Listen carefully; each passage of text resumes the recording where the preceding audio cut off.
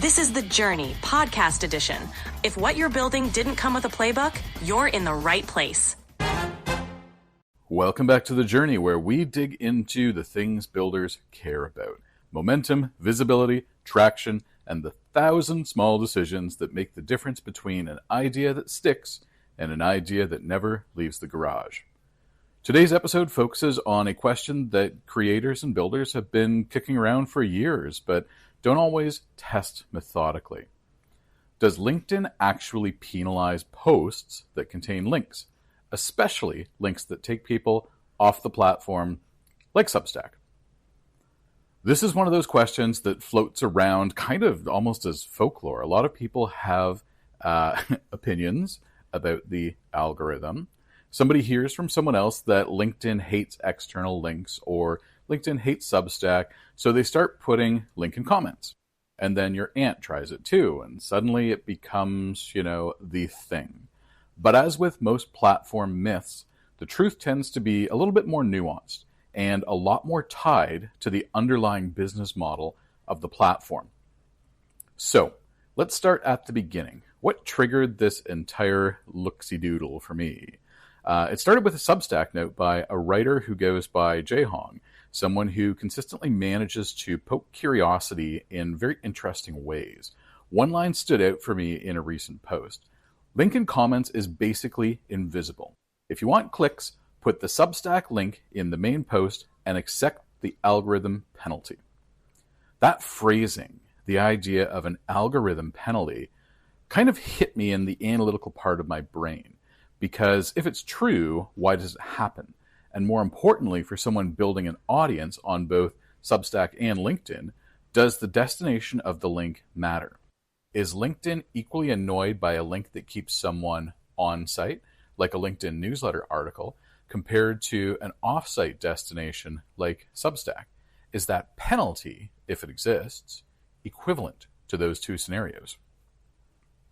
This is a relevant question for anyone building on multiple platforms. Substack isn't just a great writing tool, it's also a distribution engine, an email engine, a subscription engine, and arguably, at least in my opinion, the best system on the internet right now for independent creators and builders who want to develop an audience that they own. LinkedIn kind of sits in a different lane. It's a social graph-driven distribution platform built on micro-engagement signals and a massive supply of people scrolling on their phones between meetings or during their commute. So, how do these two worlds collide when you try to promote your work cross-platform? Before getting into the experiment, we need to talk about why a platform like LinkedIn might penalize links in the first place. LinkedIn is, at its very core, an advertising business. Yeah, there's LinkedIn Premium. Yeah, it sells recruitment tools, subscriptions, but advertising still dominates both revenue and behavior. And advertising requires supply, specifically impressions or people looking at things. Every time you scroll past an ad, that's inventory that LinkedIn has sold. Every time someone else scrolls by a promoted job, another impression is tallied. The platform takes money when people stay on the platform. It does not take money when someone clicks away, even if it's to read something on LinkedIn's own newsletter system. And just to drill into something that might not be obvious, when I say inventory, I mean your attention. That's the inventory that online ad platforms sell. This economic incentive is the backbone of every algorithm choice that the platform makes. Keep people scrolling, keep them reacting, keep them within the feed. Now, let's talk about the experiment, because this wasn't just a hunch that I was happy to let go and adopt as, the norm. I wanted evidence. So for 2 weeks, I posted 3 pieces of content a day. Morning, lunch, and afternoon. For people who saw way more stuff from me than normal, sorry if you were saturated by it. But here's what I did. There was a post with no link, which acted as the control group. That was posted at noon every day. There was a post linking to the test article, which I published through my LinkedIn newsletter. And then there was a post linking to the exact same article that I published on Substack. All three posts were topically similar. Same writing style, same structure, same posting window. The only thing that changed in the promotional posts on LinkedIn was the link destination or the absence of a link entirely. I wasn't measuring clicks or subscriber conversions. I really didn't care about that for this experiment. I was focused on impressions. I wanted to see if links impacted reach. How many people did LinkedIn choose to show the content to? How often did the algorithm surface it or bury it? Because impressions, while imperfect as a metric, give a directional sense of what the platform is prioritizing. So let's walk through the results. The headline finding is this: posts without links massively outperformed posts with links in terms of reach, and not just by a little bit. The control group generated 140% more impressions than posts linking to my LinkedIn newsletter, which was strange to me. If we think about this for a moment, a post that doesn't ask the user to do anything except read the content gets dramatically more visibility than a post that contains a link, even when that link keeps the reader on LinkedIn.com on the same domain. That's the key point here. If LinkedIn were making exceptions for on-site content, you'd expect the LinkedIn newsletter links to outperform everything else, but they didn't. They weren't even close. Next, LinkedIn links did outperform Substack links, but not by much. The gap was around 13%, 493 versus 436 in the test segment that I looked at.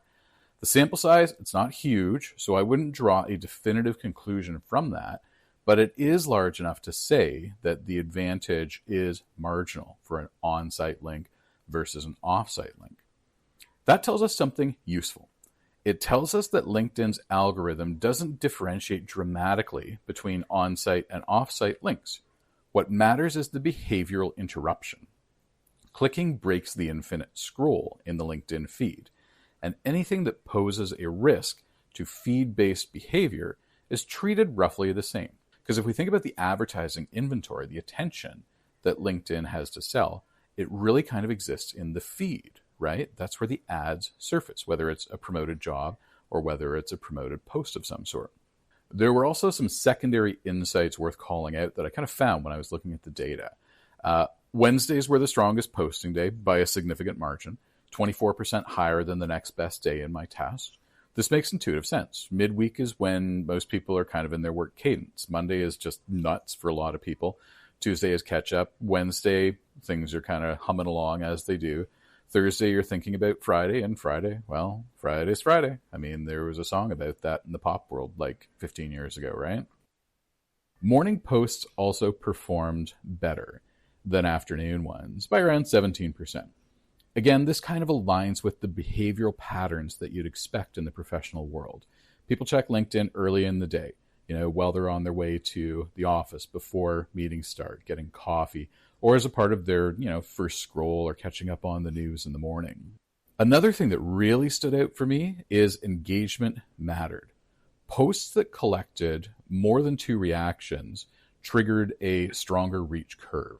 Once a few people in your network interact with a post, the algorithm pushes it outward into second-degree connections and the visibility that they have. From there, the post can kind of start compounding as those secondary connections also react to it and the post hits their second degree. As an example, can you identify a time where you looked at your LinkedIn feed and saw a post or a comment from someone that you didn't know, but there was a little tagline, a little byline above it that said, this person reacted to this or commented on this, and that person was a part of your network. So it's pretty clear that LinkedIn triggers some of that virality behavior by showing you things that your network has engaged with. So what's this all mean if you're a builder, a creator, an entrepreneur, or anyone trying to use LinkedIn strategically? First, accept that link penalties are real. If reach is your primary goal, brand building, visibility, awareness, then avoid linking in posts when you can. And to touch on the link in post thing a little bit, I kind of agree with what Jae Hong said. If you're going to put a link in comments, you're really kind of detaching it from the thrust of your post. So people aren't going to click on it, especially if there are a whole bunch of comments. There's no guarantee that that little comment that you made with the link will even show for a particular person if there are a whole bunch of comments on that post. It might be completely buried, so it's pointless. One thing you can do is you can very strategically use links in posts and then boost them with paid advertising. That might get around the penalty a little bit, but I'm going to test that. So stay tuned for an update to this in a couple of weeks when I go through the results of that little test, paying to boost links and seeing what the impact there is.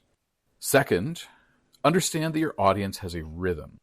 My best day was Wednesday morning. Yours might be totally different. Look for patterns in your analytics data. Use those patterns to inform what you're doing.